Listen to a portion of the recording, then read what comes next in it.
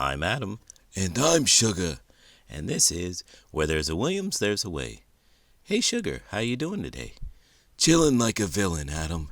What's shaking? I've been thinking about poetry lately. Have you ever tried your paw at writing poems? Poetry, huh? Well, I never penned verses, but I've danced on ice creating patterns, a rhythmic slice. That's poetry already. Your love for ice could inspire some beautiful lines. Ice, my muse, so cold and clear, where I prance without fear. Oh, how its chill whispers to my soul. That's fantastic, Sugar. You're a natural poet. In today's book, it captures the spirit of civil rights pioneer Coretta Scott King in this picture book biography.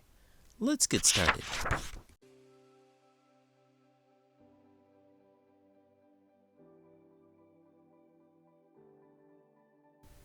Coretta Scott. Poetry by Ntozake Shange. Paintings by Kadir Nelson. Some southern mornings, the moon sits like an orange sliver by the treetops. Coretta and her siblings walked all of 5 miles to the nearest colored school in the darkness, with the dew dampening their feet. The white school bus left a funnel of dust on their faces, but songs and birds of all colors, and rich soil where slaves sought freedom, steadied them in the face of danger. Over years, learning and freedom took hold of Coretta's soul, till she knew in her being that the good Lord intended freedom for the Negro. Martin Luther King Jr., a young preacher, prayed for freedom. Coretta prayed, 2 minds attracted in prayer. Yes, they could do something among the many, who thought moral power would overturn Jim Crow. They prayed together, found joy, and were married.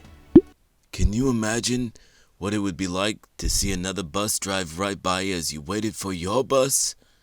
That terrible feeling when you think you've missed the bus every single day? No, thank you. People can be so cruel. One time a student put gum on my chair when I wasn't looking, and I ended up sitting on it. Oh no, that's cold. Remind me of this one time when someone tossed fish into my ice stash just to mess with me. The smell lingered forever. Yeah, but don't you like the smell of fish, though? Yeah, but I don't want to smell it all the time. Would you always want to smell barbecue? I don't think I would mind that at all. Sometimes after eating barbecue, I'll spend the rest of the day smelling the smokiness from my fingertips. That's weird. According to Gandhi, the humility of millions could free more than just one people. It could free the world. And the world for Coretta and Martin was the South, and they went to Montgomery to their new parish.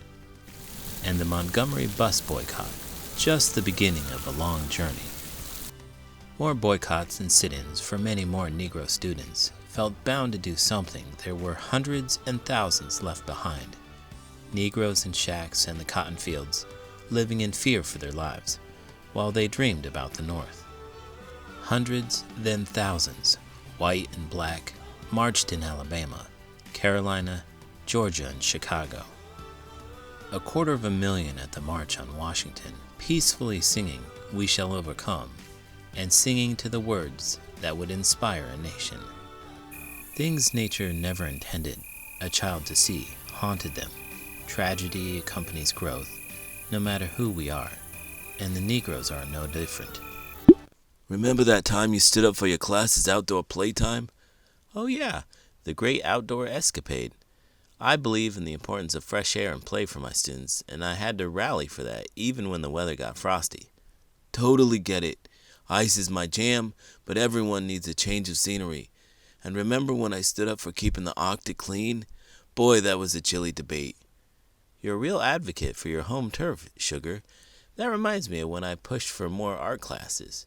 It was a bit of a polarizing topic among the staff, but creativity is crucial. Absolutely. I stand by the ice, but I also stand by what's right. Oh, and when I rallied for more fish in my diet, it was a slippery situation, but worth it.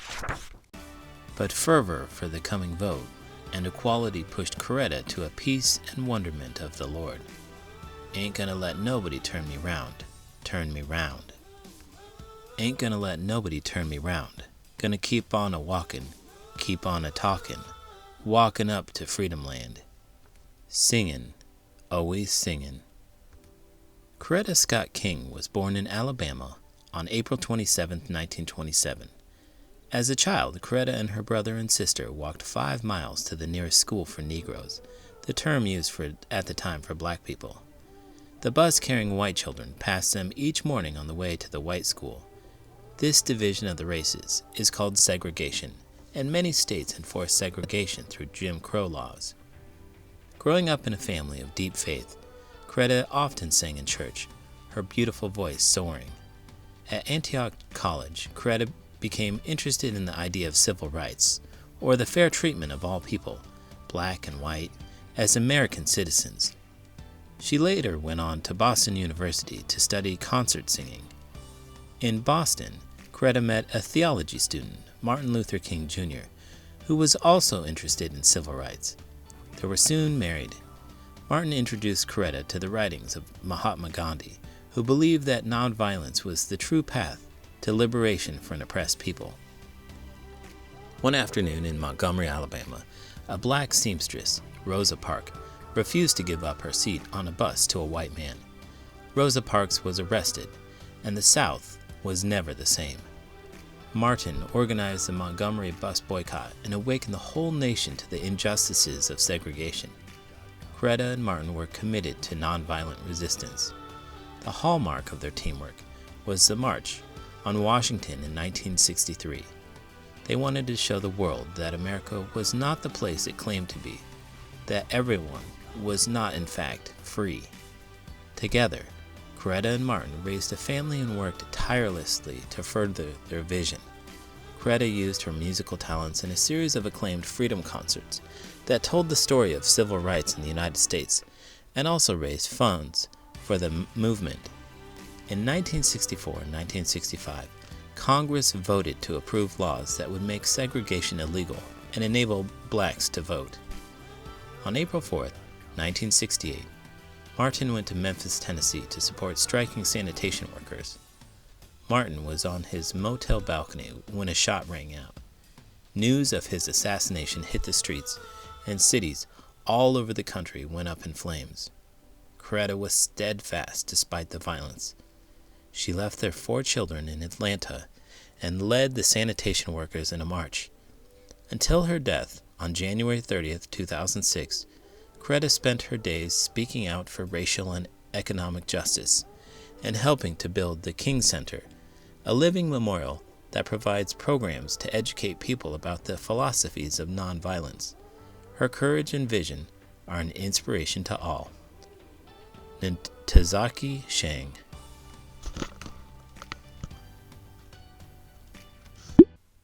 Coretta Scott King was an incredible activist and advocate for civil rights.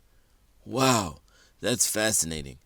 But how does that relate to ICE or me?